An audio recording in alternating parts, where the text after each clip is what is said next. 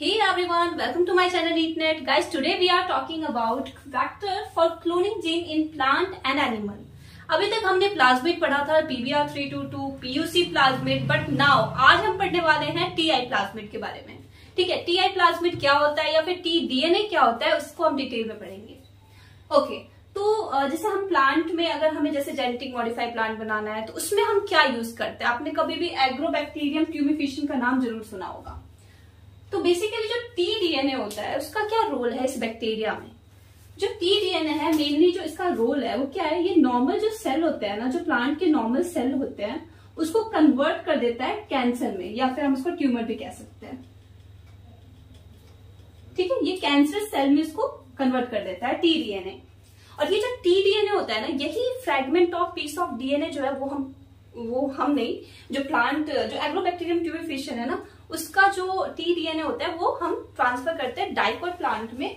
ठीक है, और वो क्या करता है डाइकोट प्लांट, वहां पे ट्यूमर कॉज करता है. ट्यूमर क्या होता है, जब बहुत सारे सेल का रेप्लिकेशन होने लग जाए, अनवांटेड सेल वहां पे बहुत ज्यादा एक्यूमुलेशन होने लग जाए तो उसको हम क्या बोलते हैं, ट्यूमर. ठीक है, कैंसर सेल. ओके, और इससे हमें एक डिजीज देखने को मिलता है डाइकोट प्लांट में जो कि होता है क्राउन गॉल डिजीज. इसमें क्या होता है, जैसे बेसिकली अगर ये प्लांट है तो यहाँ पे एक बहुत ज्यादा एक्यूमुलेशन, सेल डिवीजन जो है बहुत हाई रेट में होने लग जाता है. ओके, तो इससे क्या होगा, ट्यूमर बन जाएगा वहां कॉर्नर में. और ये ट्यूमर जो है वो बाहर से फिर दिखने लग जाता है. कैंसर देखा होगा ना, कैंसर में क्या होता है, ट्यूमर्स बनते हैं. हर जगह हमारा जो सेल होता है वो एक्यूमुलेट होने लग जाता है. तो यही इसका मेन मैकेनिज्म है कि जो एग्रोबैक्टीरियम ट्यूबिफिशियन है, जैसे अगर मैं इसका प्लाज्मिड बनाऊं, अगर ये इसका प्लाज्मिड है, ठीक है, तो यहाँ पे ORI, ये तो ORI होगा जो ओरिजिन ऑफ रेप्लिकेशन जिसको हम बोलते हैं. ठीक है, यहाँ पे सिलेक्टेबल मार्कर होगा. मेन हम प्लाज्मिड के बारे में पढ़ रहे हैं. प्लाज्मिड कौन सा, tDNA.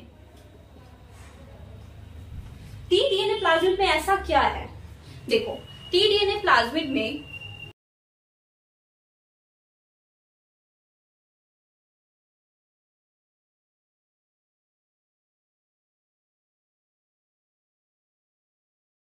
तो tDNA प्लाज्मिड में हमारे पास ऑक्सिन, साइटोकाइनिन और ओपाइन होते हैं. ठीक है, मेनली क्या करता है, जो हमारा ऑक्सिन साइटोकाइनिन वो क्या करता है, सेल डिवीजन करता है. हमें पता है ना, एक रूट को ग्रोथ करता है, एक शूट को ग्रोथ करता है. ठीक है, तो यहाँ पे क्या हो रहा है, सेल डिवीजन ही तो हो रहा है, सेल का डिवीजन हो रहा है, मल्टीप्लीकेशन में डिवीजन हो रहा है, मल्टीप्लाई हो रहा है वो बहुत हाई रेट में. ठीक है, तो ये क्या कर दिया, इसने क्राउन गॉल डिजीज कर दिया. तो एग्रोबैक्टीरियम ट्यूबिफिशियन जो है वो वेक्टर नहीं है, वो क्या है, वो एक पैथोजन है. ठीक है, पैथोजन कैसा, जो इसको इन्फेक्ट कर रहा है. किसको इन्फेक्ट कर रहा है, डाइकोट प्लांट को. क्लियर है इतना. ओके, नाउ इसको हमने अपने लिए कैसे यूज किया, जो हमने नहीं, साइंटिस्ट ने इस मैकेनिज्म को देखा और सोचा कि क्या हम इसको अपने फेवर में यूज कर सकते हैं.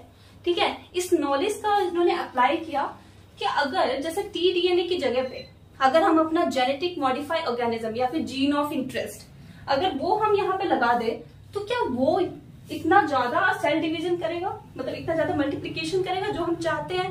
ठीक है, तो हमने क्या किया कि जो tDNA है यहाँ पे हमने क्या कर दिया, GOI, हमने क्या किया, जीन ऑफ इंटरेस्ट यहाँ पे ऐड कर दिया. जैसे हम करते हैं वेक्टर के साथ उसको लाइगेट करते हैं, उसके बाद फिर उसे हमें होस्ट में भेजना है. जैसे ही हमने अपना जीन ऑफ इंटरेस्ट यहाँ पे लगाया, वो इसके साथ क्या होगा, डाइकोट प्लांट में एंटर कर जाएगा और यहाँ पे एंटर करके उसका डिवीजन होने लग जाएगा, सेल डिवीजन. ठीक है, तो ये हमने अपने पॉजिटिव वर्क के लिए इसको यूज किया, इस मैकेनिज्म को. और अब एग्रोबैक्टीरियम ट्यूबिफिशियन जो है वो एक वेक्टर है, ना कि पैथोजन. समझ में आ गया. ओके, ये तो था प्लांट का. प्लांट में अगर देखा जाए, जैसे जेनेटिक मॉडिफाई, आपने टोमेटो सुना होगा. ठीक है, फ्लेवर सेवर टोमेटो, उसमें हम क्या करते हैं, जो बहुत जल्दी वो खराब हो जाता था उसकी सेल्फ लाइफ को इंक्रीज किया हमने, उसमें न्यूट्रिशन क्वालिटी को इंप्रूव किया. ठीक है, इसको हमने बहुत सारे बेनिफिट्स दिए सो दैट वो हमारा जल्दी खराब ना हो, प्लस डाउन स्ट्रीमिंग प्रोसेसिंग में भी वो वर्क करे. ठीक है, अगर हम उसको कहीं भेजते हैं तो डेफिनेटली वो जल्दी खराब ना हो और प्रोडक्ट जो है वो अच्छा रहे और न्यूट्रिशन रिच रहे. सेम यही मैकेनिज्म जो है वो एनिमल के लिए कौन करता है, रेट्रोवायरस.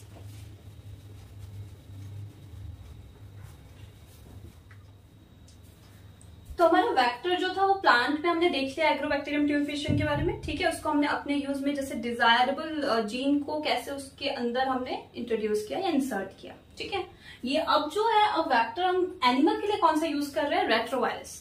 बेसिकली अगर देखा जाए तो रेट्रोवायरस होता क्या है, ये ग्रुप है आरएनए वायरस का, ठीक है। ये इंसर्ट करता है डीएनए कॉपी ऑफ जीनोम किसमें, होस्ट सेल में, ठीक है। इसके पास भी यह एबिलिटी है कि जो नॉर्मल सेल है उसको वो कैंसर सेल में ट्रांसफर करते हैं या फिर कन्वर्ट करते हैं, ठीक है। लेकिन हमें क्या करना है, हमें इसका ये प्रॉपर्टी यूज करना है अपने बेनिफिट के लिए। तो हमने क्या किया, इसमें अपना जीन ऑफ इंटरेस्ट ऐड कर दिया, ठीक है। जीन ऑफ इंटरेस्ट जो था उसको हमने ऐड जैसे ही किया तो वो क्या होगा यहाँ पे, तो इसको हमने यहाँ पे इसमें एंटर किया और प्लस इसको डिसाउंड कर दिया, उसका जो खुद का कैरेक्टर था उसको डिसाउंड कर दिया और इसने हमारा जो जीन ऑफ इंटरेस्ट था उसको डिलीवर कर दिया इसमें एनिमल सेल में। तो ये बिल्कुल सेम ही था उसके जैसे ही, एग्रोबैक्टीरियम ट्यूबिफिशियन जैसा, ठीक है। इसमें कुछ भी ऐसा डिफरेंट नहीं है। तो ये क्या था, ये वेक्टर था, क्लोनिंग वेक्टर था किसके लिए, प्लांट के लिए और एनिमल के लिए।